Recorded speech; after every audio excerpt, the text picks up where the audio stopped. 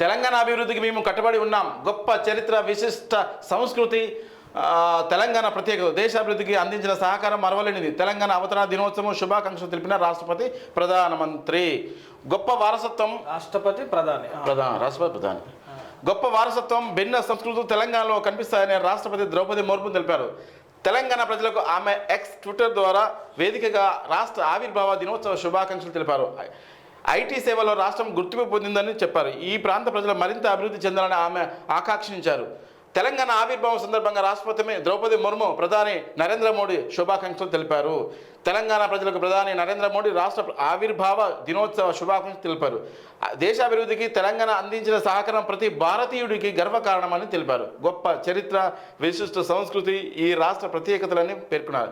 తెలంగాణ అభివృద్ధికి తాము కట్టుబడి ఉన్నట్టు నరేంద్ర మోడీ తెలిపారు.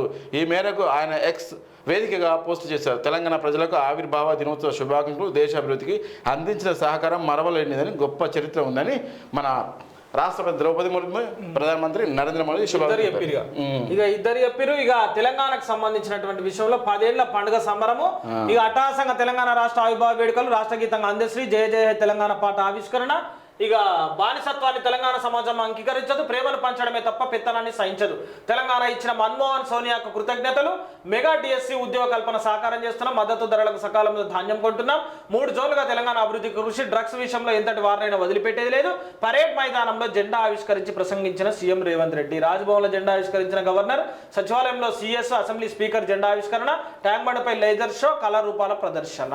తెలంగాణ అమరవీరులను కూడా పూర్తి స్థాయిలో గుర్తించలేదండి. ఇంకా 1200 మందికి నిన్న 900, 850 జయంతులు, అందులో కూడా కొన్ని బోగస్ ఉన్నాయి. తెలంగాణ రాష్ట్రంలో అమరులైనటువంటి కుటుంబాల విషయంలోకి వచ్చినట్టయితే 100 రోజుల్లో చేస్తున్నారు. అయితే అన్న, అమరవీరుల కుటుంబాలను సైతం మేము పిలవడం జరిగింది, వాళ్ళని గుర్తించడం జరిగింది అని అన్నారు. ఒక అమరవీరుల కుటుంబము ఇక్కడ నాచారంలో ఉంటుంది, ఇక్కడ మనకు తెలిసిన నాచారంలో. ఆ కుటుంబాన్ని పిలవలే, చాలా మందిని పిలవలే అన్న. తల్లిదండ్రులు, 2 కొడుకులు. చిన్నోనికి ఇప్పుడు ఉద్యోగం చేస్తుండు. తల్లిదండ్రులు తండ్రి చచ్చిపోయాడు, తల్లి ముసలాం ఉన్నది. పిలవలే, అందరు పిలవాలి. నన్ను విలువలే బిడ్డ అని చెప్పి మన దగ్గరకు వచ్చిరు వాళ్ళు. గట్లు ఉన్నదమ్మా, మరి ఏం చేస్తాం. 1200 మంది 100 రోజుల్లో సెలెక్ట్ చేస్తానని చెప్పారు.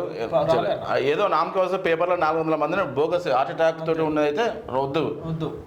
ఆత్మ బలిదానం ఎట్లా చేసుకున్నా అంటే, నేను చెప్పినటువంటి వ్యక్తి బాయిల దుంకి తెలంగాణ జై తెలంగాణ అవును ఈతరాజు పిలగానికి జెండా పట్టుకొని దుంకిడు.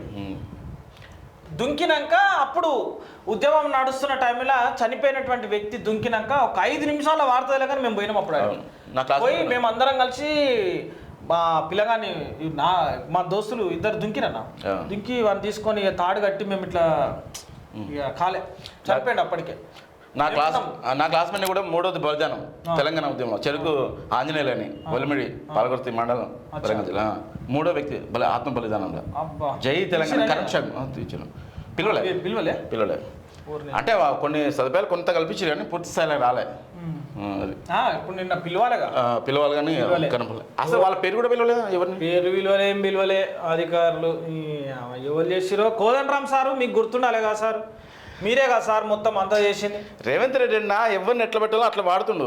వాడితే మరి మీకు ఉండాలి కదా, ఇప్పుడు ఆయనకు ఉండాలి.